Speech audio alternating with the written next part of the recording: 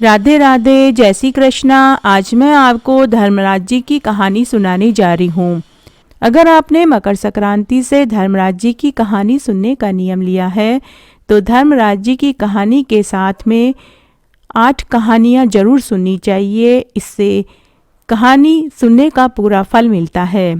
धर्मराज जी की कहानी के साथ में पोपाबाई की कहानी, राई दामोदर की कहानी, पथवारी माता की कहानी, आड़ी बाड़ी की कहानी, सूर्य नारायण भगवान की रविवार की कहानी, धरती माता की कहानी और तुलसी माँ की कहानी भी ज़रूर सुननी चाहिए। तो आज मैं आपको सभी कहानियाँ एक साथ ही सुनाने जा रही हूँ। आशा करती हूँ ये आपको ज़रूर पसंद आएगा। इसके लिए आपको इधर उधर कहीं भी जाने की ज़रूरत नहीं है। आपको यहीं पर सभी कहानियाँ सुनने को मिलेगी और आपको इसका बहुत पुण्य फल मिलेगा। सबसे पहले हम गणेश भगवान का स्मरण करेंगे। इसलिए सबसे पहले हमें बोलना चाहिए, सोना की चौकी मोतियों का हार, गणेश जी मेरे जीव का आधार। यह 5 बार बोलना है। उसके बाद बोलना है गणेश जी के 5 नाम, गणेश जी गणेश जी गणेश जी गणेश जी गणेश जी। इस तरह गणेश जी का स्मरण करने के बाद अब हम कहानियाँ सुनेंगे। सबसे पहले हम तुलसी माता की कहानी सुनेंगे।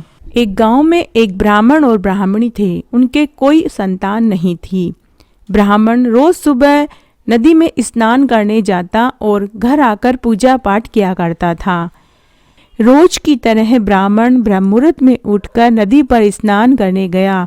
स्नान करके जब वह वापस लौट रहा था तो उसे पीछे से किसी ने आवाज लगाई, बाबा बाबा, मैं भी आपके साथ आपके घर चलूंगी।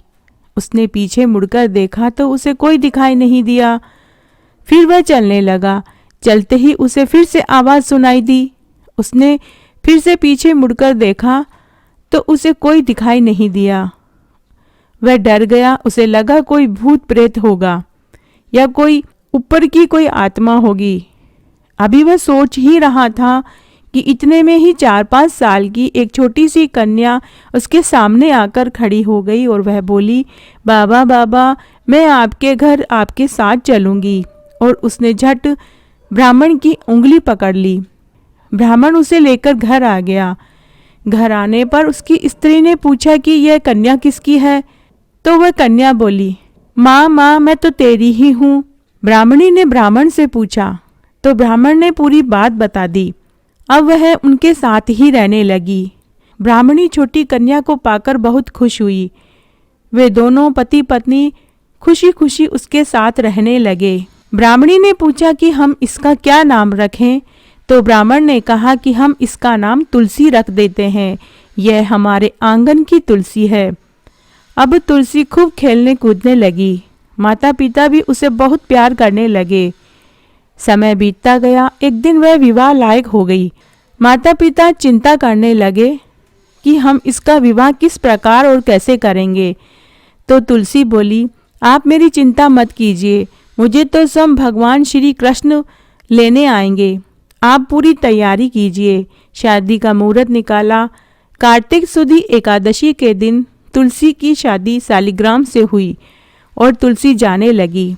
उसके माता पिता रोने लगे, बेटी, हम तुम्हें कहाँ लेने आएंगे। तुलसी ने कहा, माँ और बाबा, आप चिंता मत कीजिए, मेरा ससुराल द्वारका धाम है। आप जब भी याद करोगे मैं आ जाऊंगी। आप अपने आंगन में तुलसी का पौधा लगाना। आपको उससे मन में शांति मिलेगी और घर शुद्ध रहेगा। आंगन की तुलसी को आप सदा रखना और उनकी पूजा अर्चना करना। जय माँ तुलसी। इसके बाद हम पथवारी माता की कहानी सुनेंगे। एक बार पथवारी, पाल और विनायक जी में झगड़ा हो गया। सब एक दूसरे को बड़ा बताने लगे। इतने में एक ब्राह्मण का लड़का आया। पाल, पथवारी और गजानन जी ने उसे रोक कर कहा कि लड़के रुको, हमारा न्याय करके जाओ। लड़का बोला, मैं कल वापस आऊँगा तभी आपका न्याय करूँगा, आज तो मैं जाता हूँ। लड़का घर आकर अपनी माँ से कहने लगा कि माँ, मुझे रास्ते में पाल, पथवारी, गणेश जी मिले। वो मुझे कह रहे थे कि हमारा न्याय करके जा। माँ ने कहा, बेटा, सबको बड़ा बता देना। माँ ने उसे एक युक्ति सुझाई कि जैसा मैं कहती हूँ तुम वैसा ही जाकर कह देना। दूसरे दिन लड़का वापस गया और लड़का बोला, पाल माता आप तो बहुत बड़ी हो, क्योंकि हर व्यक्ति आता है, स्नान ध्यान करके जाते समय पैर की ठोकर दे जाता है, फिर भी आप नाराज नहीं होती हैं। और पथवारी माता आप भी तो बड़े हैं, क्योंकि आदमी कितने भी तीर्थ कर ले, धर्म ध्यान कर ले, पर आने पर आपकी पूजा किए बिना उसका कार्य पूर्ण नहीं होता, इसलिए आप बड़ी हैं। अब विनायक जी से लड़का बोला कि आप तो बड़े हैं ही, क्योंकि सब देवों को मना ले, पर अगर आपको नहीं ध्याया, अगर आपकी पूजा नहीं की तो कोई काम सिद्ध नहीं होता, इसलिए आप बड़े हैं। पाल, पथवारी और विनायक जी प्रसन्न हो गए। बोले, लड़के तूने तो हम सबको बड़ा कर दिया। और उसको आशीर्वाद तथा थोड़े से जौ के दाने अंगोछे में डालकर दिए। लड़का सोचने लगा कि ये तो घाटे का सौदा रहा, सारा दिन भी खराब किया न्याय करने के चक्कर में, और मिला क्या, जौ के दाने। खिन्न मन से उसने अंगोछे को, जिसमें जौ के दाने बांध कर लाया था, उसने खाट पर रख दिया। माँ बोली, बेटा न्याय करके आए, तुम्हें क्या मिला? लड़का बोला, माँ जौ के दाने मिले हैं, जो मेरे अंगोछे में बांध कर रखे हैं, और वह खाट पर पड़ा है। माँ ने अंगोछों को उठाकर जैसे ही झड़काया तो उसमें से हीरे मोती गिरे। उनके घर में हीरे मोती की ढेरी लग गई। अब तो माँ की खुशी का ठिकाना नहीं रहा। माँ ने बेटे को बुलाकर कहा कि बेटा, आज तो पथवारी माता, विनायक जी हमारे ऊपर टूटे हैं। माँ बेटे बहुत प्रसन्न हुए। हे भगवान, पाल, पथवारी माता, विनायक जी महाराज, जैसे ब्राह्मण के लड़के के ऊपर प्रसन्न हुए, वैसे सबके ऊपर प्रसन्न होना। कहानी कहने वाले, सुनने वाले और हुकारा भरने वाले सबको सुख समृद्धि, धन और धान्य देना। इसके बाद में हम राई दामोदर की कहानी सुनेंगे। कहानी इस प्रकार है। एक गांव में 2 माँ बेटी थी। बेटी का नाम राई था।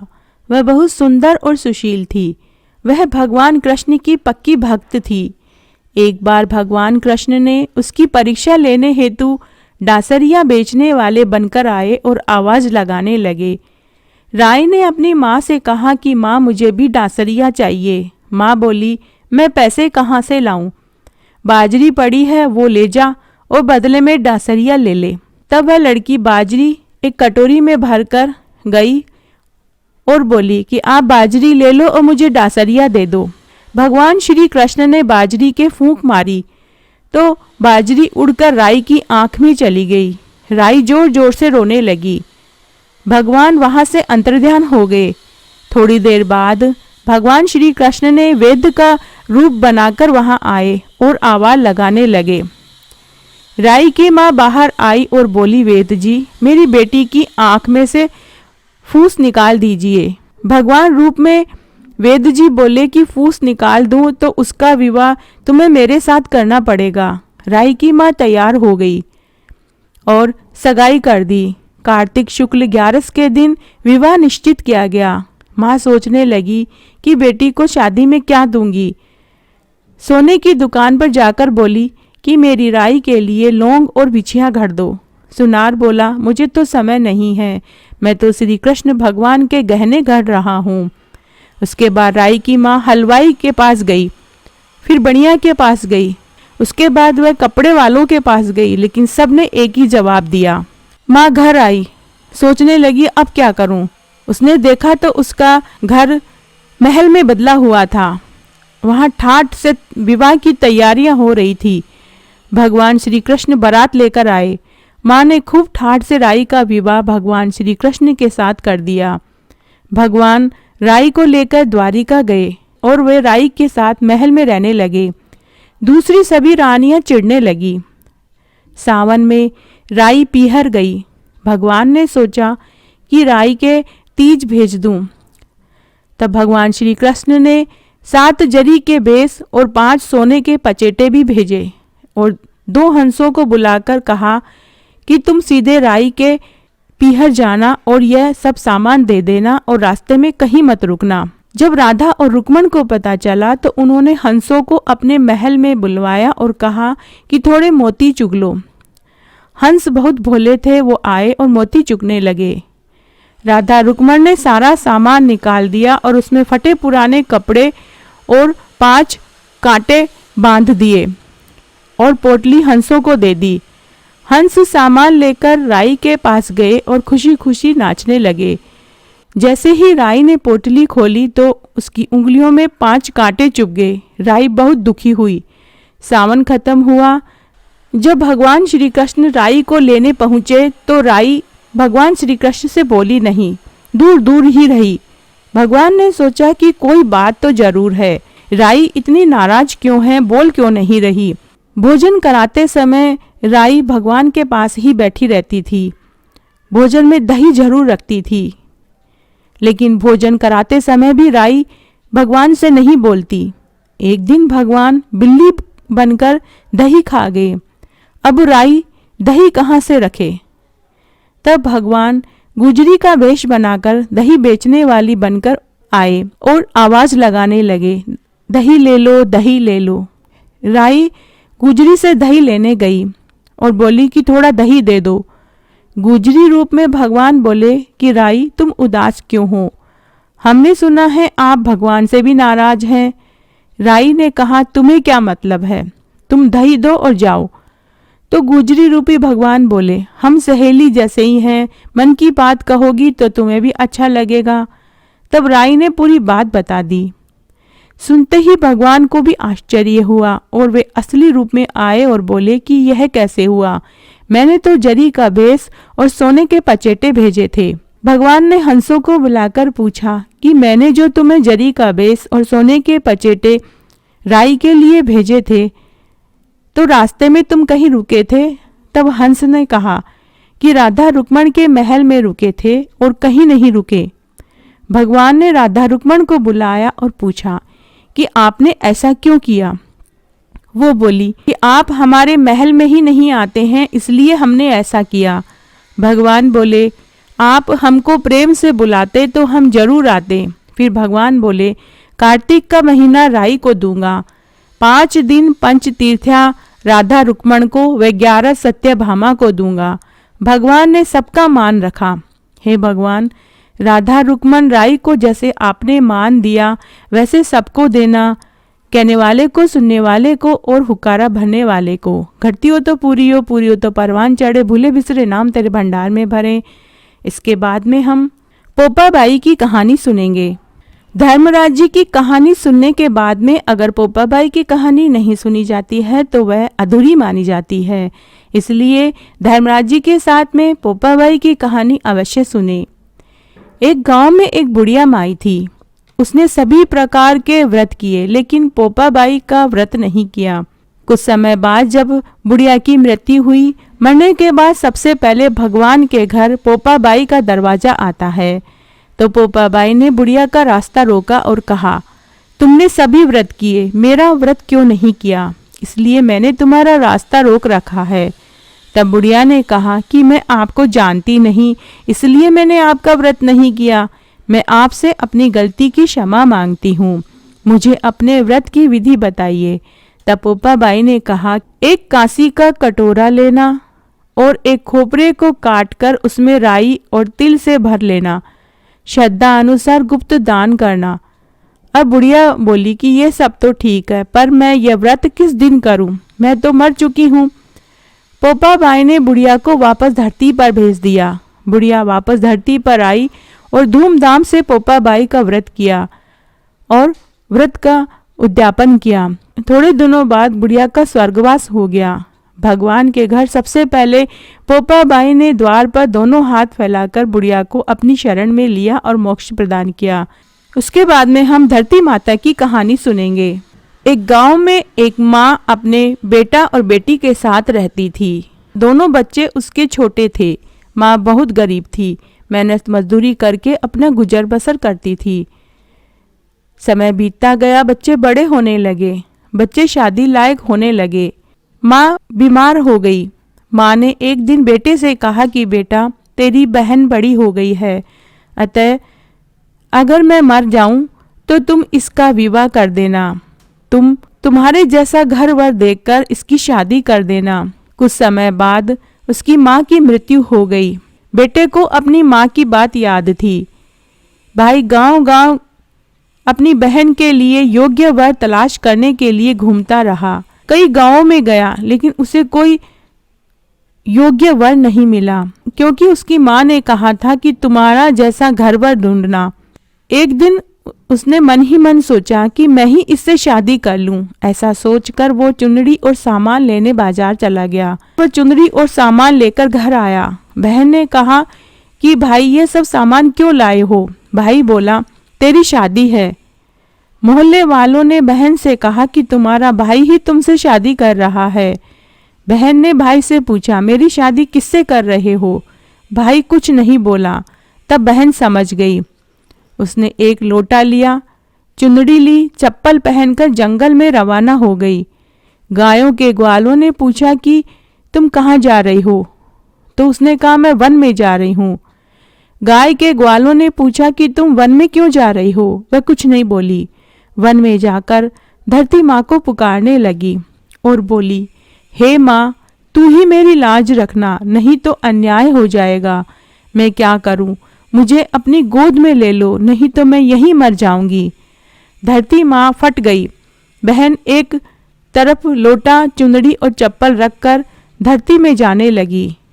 इतने में ही पीछे से दौड़ता हुआ उसका भाई आया। उसने वन में ग्वालों से पूछा कि मेरी बहन किस तरफ गई है?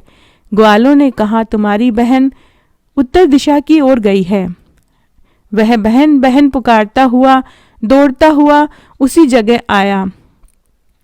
तब तक उसकी बहन धरती माँ में समा चुकी थी। थोड़े से बाल बाहर दिख रहे थे। उसने बहन के बाल मुट्ठी में पकड़े और रोने लगा। बहन, तू सत के लिए धरती माँ की गोद में समा गई। मेरी बुद्धि भ्रष्ट हो गई थी। माँ का वचन निभाने के लिए मेरे जैसा कोई वर नहीं मिला, इसलिए ऐसा विचार मेरे मन में आया। पर धरती माँ ने सत्य के लिए बेटी को अपने गोद में ले लिया। जो बाल बाहर रह गए थे वो दोब हो गए। इसलिए औरतें कहानी सुनती है और लोटा, चप्पल, चुंदड़ी और एक बर्तन में हरे मूंग, एक लड्डू कंवारी कन्या को देती है और धरती माता की कहानी सुनती है। धरती माता उन सबको सुखी रखती है। जय हो धरती माता की। इस तरह धरती माता की कहानी मैंने आज आपको सुनाई। इसके बाद में हम सूरज नारायण भगवान की रविवार की कहानी सुनेंगे। एक बुढ़िया माई थी। वह प्रत्येक रविवार को सवेरे ही गोबर से घर को लीपकर स्नान आदि करके भगवान की पूजा किया करती थी। फिर भोजन तैयार कर भगवान को भोग लगाकर ही स्वयं भोजन करती थी। श्री हरि की कृपा से उसका घर सभी प्रकार के सुख व धन धान्य से पूर्ण था। किसी प्रकार का कोई विघ्न, कोई चिंता फिकर नहीं थी। सब प्रकार से घर में आनंद ही आनंद था। एक दिन उसकी पड़ोसन, जिसका गाय का गोबर वह बुढ़िया रोज लाया करती थी, उस बुढ़िया की संपन्नता से वह जानने लगी। वह विचार करने लगी कि यह वृद्धा सर्वदा मेरी गाय का गोबर ले जाती है, इसीलिए इसके घर में इतना धन धान्य और सुख और वैभव है। अगर मैं इसे गाय का गोबर देना ही बंद कर दूं, तो देखती हूँ कि इसके घर में कैसे संपन्नता रहती है और ये कैसे खुश रहती है। अगले दिन ही पड़ोसन ने अपनी गाय को घर के भीतर बांध लिया। उस दिन रविवार का दिन था। बुढ़िया गाय का गोबर न मिलने के कारण अपना घर आंगन न लीप सकी। उस दिन उसने न तो भोजन बनाया और न ही भगवान को भोग लगाया और न ही उसने खुद भोजन किया। इस प्रकार उसने पूरे दिन निराहार ही रह गई। रात्रि हो गई, वह भूखी ही सो गई। रात्रि में भगवान ने उसे सपने में दर्शन दिया और भोजन न बनाने और भोग न लगाने का कारण पूछा। वृद्धा ने कहा कि आज मुझे गोबर नहीं मिला, इस कारण न तो मैंने घर आंगन लिपा और न ही भोग बनाया न लगाया। तब भगवान ने कहा कि हे माता, हम तुमको ऐसी गाय देंगे जो सभी इच्छाएं पूर्ण कर देगी, क्योंकि तुम हमेशा रविवार को पूरा घर आंगन गोबर से लीपने के बाद ही भोजन बनाकर हमें भोग लगाती हो और तुम स्वयं भोजन करती हो। इससे मैं अति प्रसन्न हूँ। मैं निर्धन को धन, बांझन को पुत्र और कंवारी कन्याओं को अच्छा घरवर प्रदान करता हूँ और सबके दुखों को दूर करता हूँ और अंत में मोक्ष को प्रदान करता हूँ। स्वप्न में ऐसा वरदान देकर भगवान अंतर्ध्यान हो गए। प्रातः जब वृद्धा की आंख खुली तो उसने देखा कि उसके आंगन में एक बहुत सुंदर गाय और बछड़ा बंधे हुए हैं। गाय और बछड़े को देखकर वृद्धा अत्यंत प्रसन्न हुई और उनको घर के बाहर बांध दिया। वहीं उनके खाने के लिए चारा और पानी भी रख दिया। जब उसकी पड़ोसन ने बुढ़िया के घर के बाहर एक अति सुंदर गाय और बछड़े को बंधा देखा तो द्वेष के कारण उसका हृदय जल उठा। जब उसने देखा कि गाय ने सोने का गोबर दिया है तो वह चोरी से उस सोने के गोबर को उठाकर ले जाती और उसकी जगह गाय का गोबर रख देती। अब प्रतिदिन वह ऐसा करने लगी। सीधी सादी बुढ़िया को पड़ोसन की चालाकी की खबर ही नहीं हुई। सर्वव्यापी ईश्वर ने सोचा कि चालाक पड़ोसन के कर्म से बुढ़िया तो बेचारी ठगी जा रही है। एक दिन भगवान ने संध्या के समय अपनी माया से जोर जोर की आंधी और बरसात चला दी। बुढ़िया ने आंधी और बरसात के भय से अपनी गाय को घर के भीतर बांध लिया। प्रातःकाल उठकर जब वृद्धा ने देखा कि गाय ने सोने का गोबर दिया है तो उसे आश्चर्य की सीमा न रही। अब वह प्रतिदिन गाय को घर के भीतर ही बांधने लगी। पड़ोसन ने देखा कि बुढ़िया गऊ को घर के भीतर बांधने लगी है और उसको सोने का गोबर उठाने का दाव नहीं चला तो वह ईर्ष्या और डाह से जल उठी। अन्य कोई उपाय उसे समझ में नहीं आया तो उसने उसकी खबर राजा को कर दी और राजा से कहा कि महाराज, मेरे पड़ोस में एक वृद्धा के पास ऐसी गाय है जो नित्य सोने का गोबर देती है। आप सोना प्राप्त करके उस सोने को प्रजा के लिए लगाइए। वह वृद्धा इतने सोने का क्या करेगी? उसकी बात सुनकर राजा ने अपने दूतों को भेजकर वृद्धा के घर से गऊ लाने का आदेश दे दिया। वृद्धा प्रातः भगवान को भोग लगा भोजन ग्रहण करने जा ही रही थी कि राजा के कर्मचारी गाय को खोलकर ले गए। वृद्धा बहुत रोई चिल्लाई, परंतु राजा के कर्मचारियों के सामने कोई क्या कर सकता था। उस दिन वृद्धा गाय के वियोग में भोजन न कर सकी और रात भर रो रोकर ईश्वर से गऊ को पुनः लाने के लिए प्रार्थना करने लगी। राजा गऊ को देखकर बहुत प्रसन्न हुए, लेकिन अगले दिन सुबह जैसे ही वह उठे तो महल गोबर से भरा दिखाई दिया। राजा ये देखकर घबरा गए। भगवान ने रात्रि में राजा को स्वप्न में कहा कि हे राजा, जो गाय तुमने वृद्धा की ली है उसे वापस लौटा दो। अगर तुमने ऐसा नहीं किया तो मैं तुम्हारा राज्य और सारा वैभव नष्ट कर दूंगा। वह वृद्धा हर रविवार को मेरा व्रत करती है और गाय के गोबर से घर आंगन लीपती है। उसके बाद ही भोजन बनाती है और मेरे भोग लगाती है और खुद भोजन करती है। प्रातः होते ही राजा ने अपने स्वप्न वाली बात राज दरबार में बताई।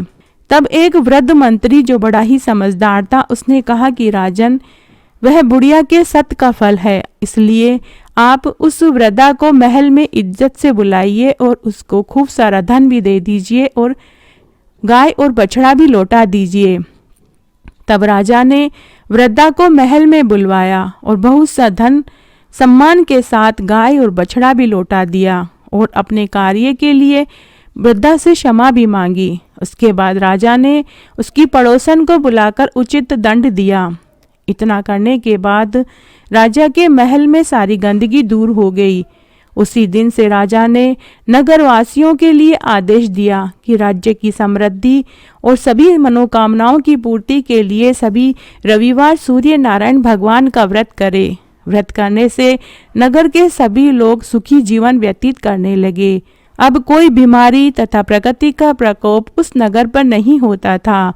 सारी प्रजा सुख से रहने लगी। तो हे सूर्य नारायण भगवान, जैसे आपने उस बुढ़िया को सुख वैभव दिया वैसे सबको देना, कहने वाले को, सुनने वाले को और हुकारा भरने वाले को।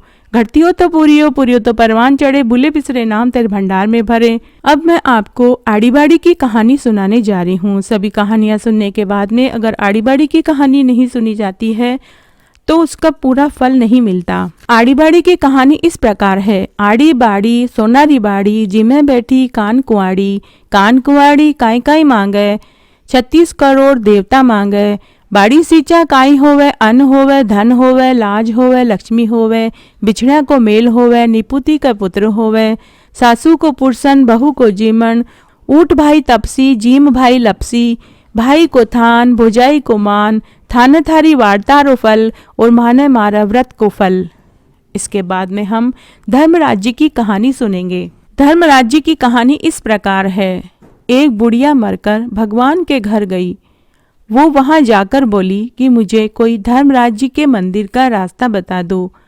स्वर्ग से एक आदमी आया और बोला, बुढ़िया माई आपको कहाँ जाना है और क्या चाहिए? बुढ़िया माई बोली, मुझे धर्मराज्य का मंदिर बता दीजिए। आगे आगे आदमी और पीछे पीछे बुढ़िया मंदिर तक गए। बुढ़िया ने देखा वहाँ बहुत बड़ा मंदिर, सोने का सिंहासन, हीरे मोती की छत्र थी। धर्मराज जी न्याय नीति से राज्य कर रहे थे। यमराज जी सबको कर्म अनुसार दंड दे रहे थे। बुढ़िया ने जाकर साष्टांग प्रणाम किया और बोली, मुझे बैकुंठ में जाना है। धर्मराज जी ने चित्रगुप्त जी से कहा कि इस बुढ़िया का लेखा जोखा पढ़कर सुनाओ। चित्रगुप्त जी ने बुढ़िया का लेखा जोखा पढ़कर सुनाया। सुनकर धर्मराज जी बोले, बुढ़िया माई तूने सब दान धर्म किए, पर धर्मराज्य की कहानी नहीं सुनी और न ही तूने मेरे नाम से कोई दान पुण्य किया, इसलिए तुम्हें बैकुंठ नहीं मिल सकता। बुढ़िया माई बोली, धर्मराज्य की कहानी क्या होती है और इसका क्या नियम है? धर्मराज जी बोले, कोई साल भर करता है इस व्रत को, कोई 6 महीने करता है, कोई 1.25 महीने, कोई 15 दिन करता है, कोई 7 दिन भी इस कहानी को सुनकर इसका उद्यापन कर देता है। कहानी सुनने के बाद उद्यापन किया जाता है। उद्यापन में काठी, छतरी, चप्पल और सुहागन औरत के कपड़े, कंदील, लोटे में शक्कर डालकर, कटोरी में 1.25 पाव ज्वार, 6 मोती, 6 मूंगा, यमराज की लोहे की मूर्ति, धर्मराज जी की सोने की मूर्ति, चांदी का चांद, सोने का सूरज, चांदी का सतिया ब्राह्मण को दिया जाता है और रोज 1 मुट्ठी चावल लेकर सतिया बनाया जाता है और कहानी सुनी जाती है। फिर उस 1 मुट्ठी चावल को चिड़ी कबूतरों को डाल दिया जाता है। सब बात सुनकर बुढ़िया माई बोली कि भगवान मुझे आप 7 दिन के लिए वापस मृत्युलोक में भेज दीजिए। मैं 7 दिन तक आपकी कहानी सुनूंगी, उद्यापन करूंगी। यमराज जी ने उसके दान पुण्य का जोड़ देखा। वह 7 दिन के लिए मृत्युलोक में वापस भेज दिया। बुढ़िया जीवित हो गई। बुढ़िया को नीचे जलाने की तैयारी हो रही थी। तभी बुढ़िया के मृत शरीर में हलचल हुई तो उसके बेटे पोते खुश हो गए और उसे लेकर घर आ गए। घर आकर बुढ़िया ने पूरी बात बताई। तब बुढ़िया ने ब्राह्मण को बुलवाया और 7 दिन तक चावल के सथिया बनाकर कहानी सुनी और खूब दान धर्म किया। 7 दिन पूरे होने के बाद बुढ़िया ने व्रत का उद्यापन किया, गौदान किया। 7 दिन के बाद बुढ़िया को लेने के लिए बैकुंठ से विमान आया। बुढ़िया विमान में बैठकर बैकुंठ लोक चली गई। जय हो धर्मराज्य की। इस तरह धर्मराज्य की कहानी के साथ में इन सभी कहानियों को सुना जाता है तो व्रत का पूरा फल मिलता है।